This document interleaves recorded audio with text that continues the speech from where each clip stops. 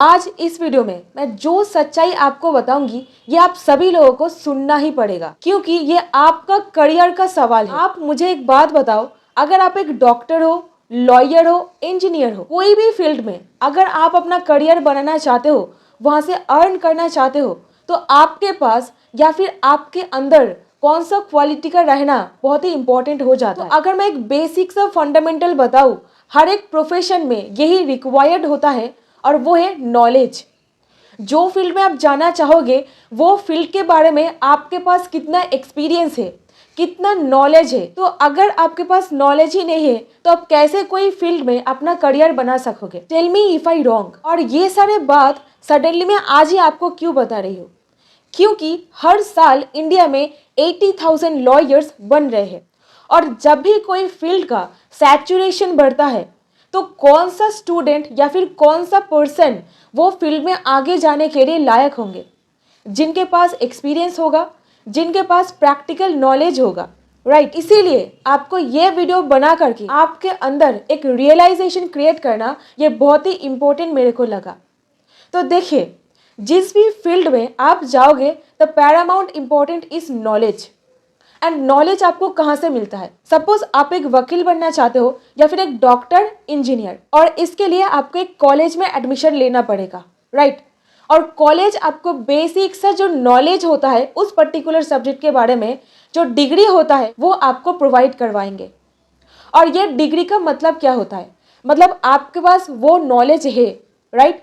ये एक मतलब सर्टिफिकेट ऑफ प्रूफ है that you are a lawyer, you are an engineer, you are a doctor.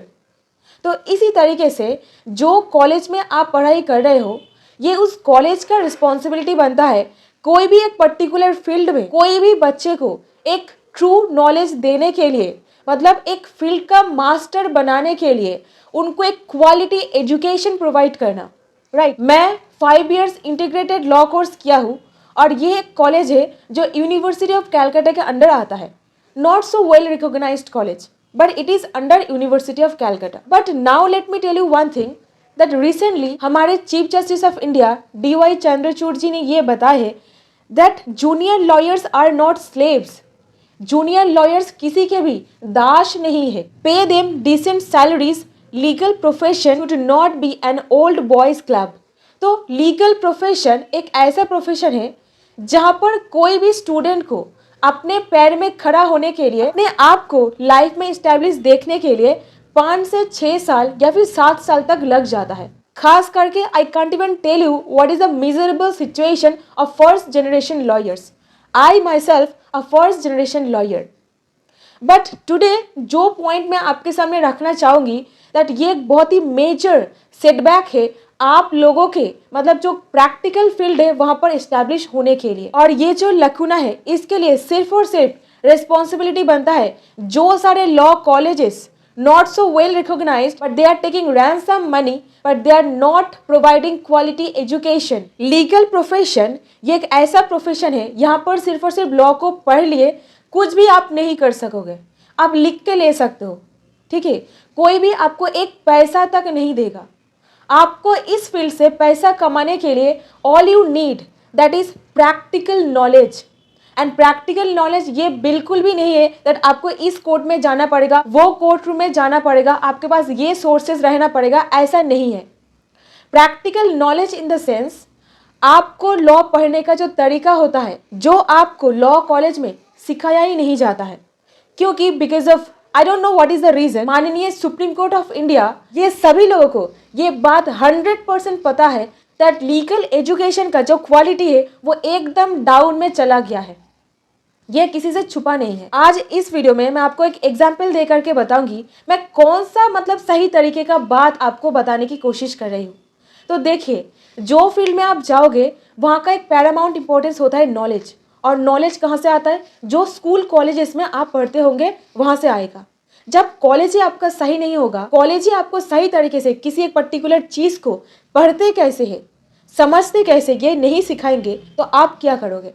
और ख़ास करके जो नॉलेज आपको दिया जा रहा है वो ज़ीरो वर्थ हो रहा है, खास करके लीगल फील्ड में, क्योंकि यहाँ पर law is all about application.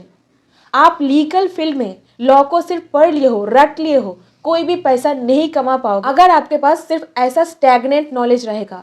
Law is flowing, law stagnant नहीं है। सपोज एक पानी का टंकी है और जहां पर एक पानी को 10 साल से रखा गया है, क्या आप उस पानी को यूज कर सकोगे? नहीं कर सकोगे, राइट।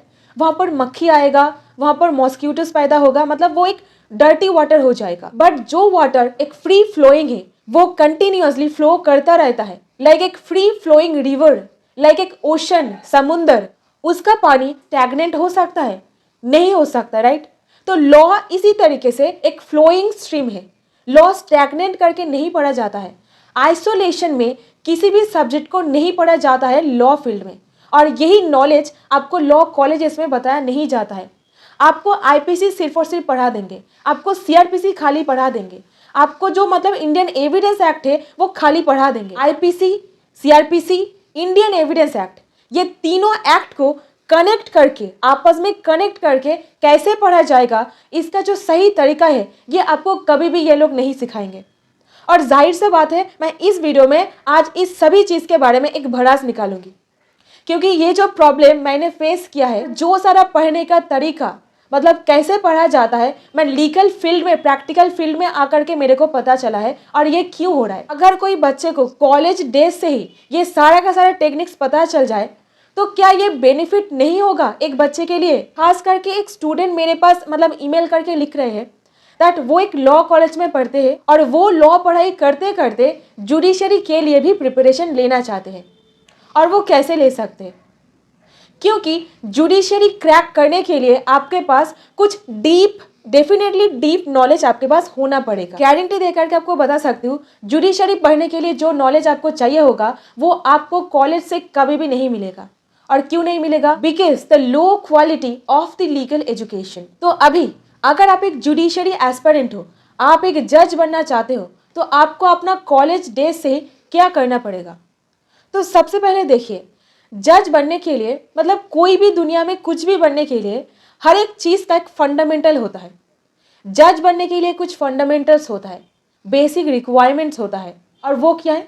आपको एक सबसे पहले ह्यूमैनिटेरियन पर्पस से कंट्री के लिए सर्व करना पड़ेगा। पैसा मिल जाएगा, महीने का 1 लाख 2 लाख तनख्वाह मिल जाएगा, लाइफ सेट है, एक बार नौकरी क्लियर हो जाएगा, ऐसा अगर माइंडसेट आपका रहेगा तो you are not for this service. I am sorry to say, आपको एक ह्यूमैनिटेरियन पर्पस से सर्व करना पड़ेगा।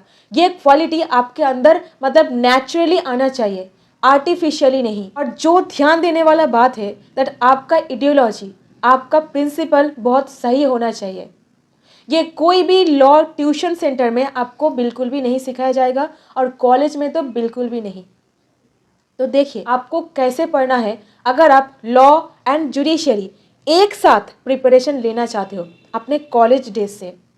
मैं ऐसा भी टीचर देखी हूँ जो लोग बताते हैं जुडिशरी क्रैक करने के लिए 5 साल लॉ पढ़ोगे या फिर 3 साल लॉ पढ़ोगे, उसके बाद 2-2.5 साल और प्रिपरेशन लेना पड़ेगा इस जॉब को क्लियर करने के लिए।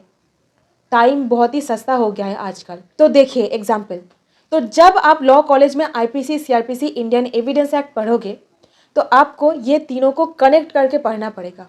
और कैसे? सपोज आप कोई भी प्रोसीजरल एस्पेक्ट पढ़ रहे हो सीआरपीसी में, और वो हो सकता है एक सेशंस ट्रायल। एक जज बनने के लिए आपको सबसे पहले एक ट्रायल को सही तरीके से कंडक्ट करवाना पड़ेगा, राइट। और वो एक सेशन ट्रायल हो सकता है, warrant case, summons case and summary trial. ये चारों ट्रायल मैं ऑलरेडी कवर कर चुकी हूँ, आप चाहो तो लिंक डिस्क्रिप्शन में है, उसको चेक कर सकते हो बाद में। अभी देखिए, तो एक जज होते हैं presiding officer of the court. वो कोर्ट का जो प्रोसीडिंग्स है उसको स्मूथली कंडक्ट करवाने के लिए रिस्पॉन्सिबल होते हैं। जब भी आप सीआरपीसी पढ़ोगे, सीआरपीसी पढ़ने के साथ इंडियन एविडेंस एक्ट को कनेक्ट करना पड़ेगा। और जुडिशरी क्रैक करने के लिए आपको एक कनेक्शन बना करके आंसर लिखना पड़ता है। जब भी आप कोई डाउरी डेट के साथ डील कर रहे होंगे तो इंडियन एविडेंस एक्ट का कुछ सेक्शंस होता है, उसको कनेक्ट करना पड़ेगा और ये मैंडेटरी है। और वन मोर थिंग, हर एक इम्पोर्टेंट डिसीजन के लिए एक कोई ना कोई जुडिशियल प्रेसिडेंट पीछे में रहता ही रहता है। जैसे कि Keshavananda Bharati case, basic structure of the constitution, Golaknath case, Maneka Gandhi case, Bhopal gas leak case, ये सारा का सारा जो केस है इसके ऊपर एक लॉ का फाउंडेशन खड़ा हुआ है। मैं कनेक्शन वीडियो ऑलरेडी बना के रखी हूँ। मैं एक बहुत ही खास करके एक वीडियो को आपको रिकमेंड करना चाहूँगी दैट 161 में जब एक पुलिस ऑफिसर कोई स्टेटमेंट रिकॉर्ड करते हैं, ये पॉइंट एक प्रैक्टिसिंग एडवोकेट के लिए बहुत ही इंपॉर्टेंट है दैट जब भी पुलिस ऑफिसर अंडर सेक्शन 161 कोई स्टेटमेंट रिकॉर्ड करता है ना, वो ओरल करता है।